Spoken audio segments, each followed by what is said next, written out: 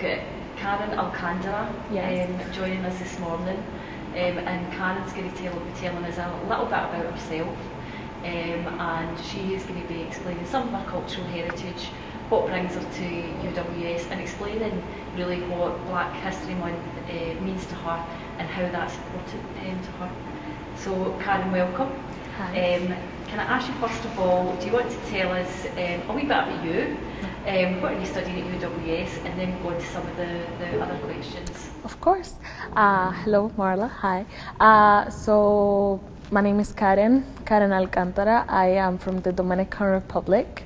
I am 20 years old and I am studying events management in UWS. I'm in my third year now. Karen, can you tell us a wee bit about you? What is your ethnicity and your cultural background? So I am from the Dominican Republic. I am what you would say a Caribbean Latina because I'm just right in the Caribbean, but we're also Hispanic, so we speak the Spanish language in my country. When it comes to my cultural heritage, I would say it's very much divided between the three countries I've been in my whole life. So I was born in the Dominican Republic, and there we love dancing. We are very fond of dance and music. And I moved to Spain when I was younger, when I was like around 8 years old.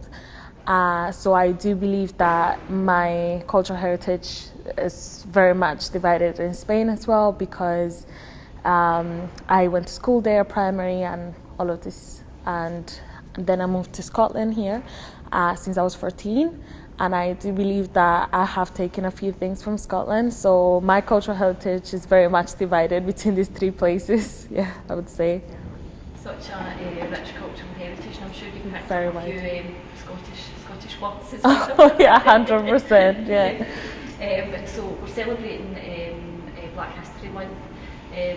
The theme is Proud to Be this year. Mm-hmm. So I just wondered, what does Black History Month mean to you? And what does that sentence in terms of proud to be, what does that mean to you? So proud to be has a lot of meaning for me, but starting with Black History Month, I believe is the month where we can celebrate black figures from before and black figures from now. Even us, just normal people that's just out there, just a month to celebrate them. When it comes to the proud to be theme, I think I can take a lot from it, because in my country there's a lot of colorism and there's a lot of black people. There's still quite a lot of colorism. So when I was younger, I never understood what actually being black means. So I wasn't proud of it. I wasn't happy with it. I was like, I have, nappy hair or anything like that. I just didn't like it. When I moved to Spain, there was quite a lot of discrimination towards me when I was younger. So being black for me was like being a curse. It was not being, I was never happy with that.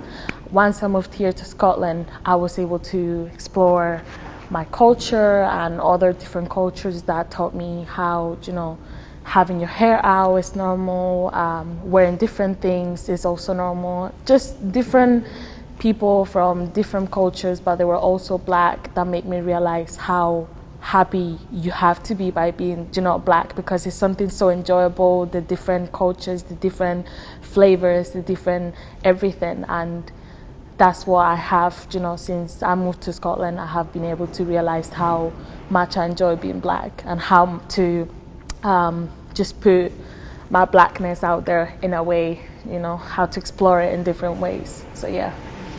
So it sounds as if, obviously, when you grew up in the Dominican Republic, you're now aware then of the colour of your skin, and then when you moved to Spain, you were kind of made aware, and then made to feel that it wasn't something to be proud of necessarily. But since coming to Scotland, you realise that there are many different cultures, there's a lot of diversity, and now you're celebrating who you are. Yes, that sounds really in a good place to be. It is, definitely. Thanks, Karen. So you were talking there about some of your cultural heritage, and I wondered, in terms of another person who inspires you, can you name somebody or explain to somebody, another black person actually, that has inspired you and been a role model to you, and maybe helped you on that journey to be proud of who you are? It might sound cliche, but definitely my mother. My mother is, she's half Dominican, half South African. So she's very much black within herself. She has always been very proud of being black. Her mother, her father, they were very proud as well. What I would say is, due to colorism in my country, it was such a normal thing for adults and for kids to grow up, to be like, I hate my hair and stuff like that. That even today I can see my mom, kind of hating her hair for being, 4C, which is coarse hair. And even though she had those biases towards herself, she always helped me to love myself, love my hair, love the color of my skin. If I was more tan, she was like, oh, you look gorgeous, this color is gorgeous. If I was lighter, she was like, the color is still gorgeous. She's always helped me so much with that.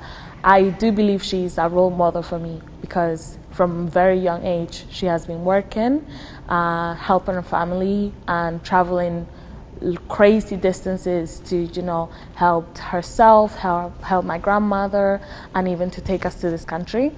So I do believe that my mother is the black woman that I aspire to be, and I love to be. She doesn't speak English much, so she struggled here a lot. But now she has her own business. So how could I not admire that? Do you get me? Like, that is the best thing. How could I? She's a very amazing woman. Yeah. An amazing person. Do you think there are enough role models, enough black role models for you to look up to as you were growing up? I would say no. I would say there were not many role models for me. I am not super light. I'm not darker. Like I'm just there. My mother is black. My dad is white. So it's like, as a light-skinned person, they were like, enough role models in a way for you to see, but I didn't see myself as just a light-skinned person because there's a lot of prejudices with colorism and all of this stuff that I don't want to be part of. Like, lighter skin is better and all of these things. Like, I never wanted to be part of that, and those are the things that I saw growing up. So in a way, role models, there were a lot, but good role models, I wouldn't say there were many like that I would be like to part of. I would like to take part of those things, to get me. So I wouldn't say that there were many, but right now as I'm growing up, I'm taking interest in other things, and I'm seeing people that don't necessarily look like me, but they have these values and this information and these things that I just love to hear about, and I love to support them. But so that's kind of about it when it comes to role models. Yeah. And you just hope that through the media and we can see that across the world, that there are more and more role models coming from young people growing up who maybe haven't got a strong woman like your mum in their life. Karen, you spoke a wee bit about some of your earlier experiences, and interested in terms of what you would like to share. Some of the times that you might have faced discrimination and prejudice due to your ethnicity and cultural heritage, so that we can share that and see what we can learn from that, and also what helped and supported you through those times. Of course. So most of my bad experiences with people, due to the color of my skin, my accent, all of these things, they happen in Spain. I wouldn't say that I have had anything bad happening here.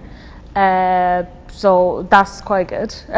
So basically, the first thing that happened to me when I came to the country was that I was, slightly darker.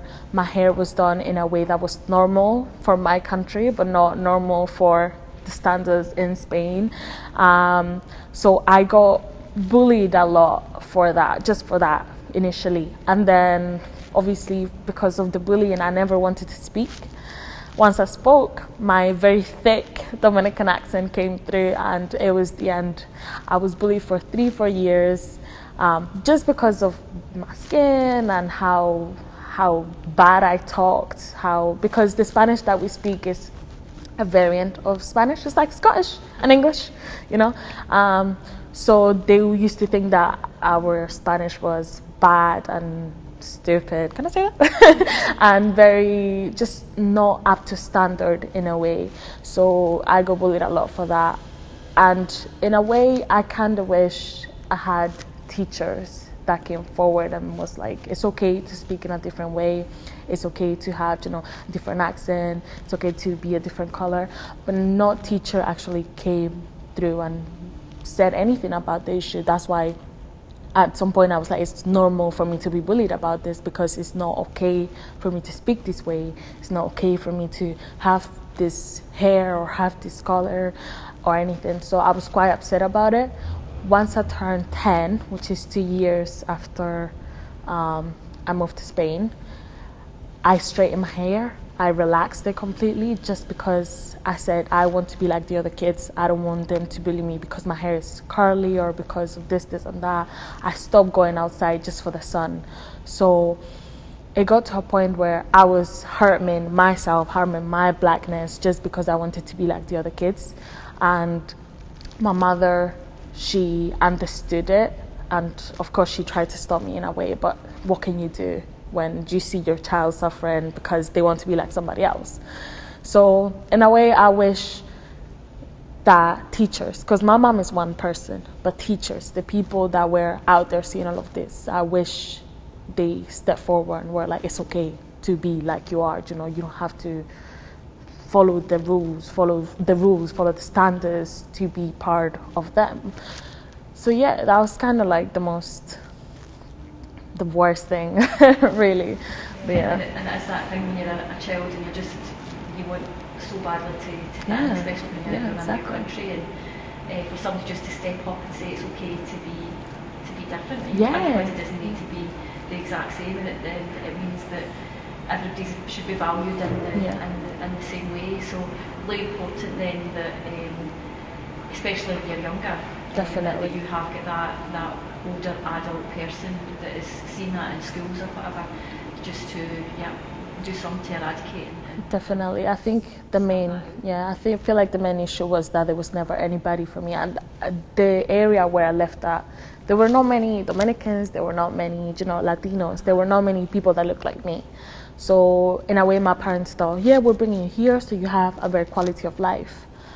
But that was not doing much for my mental health and stuff. And in a way, in Spain, I don't want to trash talk or anything. They portray immigrants, Latinos specifically, in a very bad way. So, kids grow up seeing that, and it's like, okay, well, she speaks differently. That means that she's not meant to be here. And just like you said, if adults actually stepped in and said, this is okay, it's okay to just be like you are, it would have been so much better, so much different, definitely. And do you think some of that led to you moving here? Oh yeah, 100%, yeah. So that's it really. And obviously you've stayed there, and some of your experiences will be reflected in other people that I think that we might speak to, because it's that people accepting that we're all different. Even if we're all the same colour, we're all different. Do you know what I mean? And people realising that and celebrating that difference. Yes. Do you think in recent years, obviously you've moved to Scotland now, but do you think things have changed for better or worse recently? In my opinion, I think they have changed slightly. I won't say there's a drastic change, because even if there's 5 people that is it's okay to be different, there's always those 5 other people that will, with the words, they will always try to put you down as much as there's good people.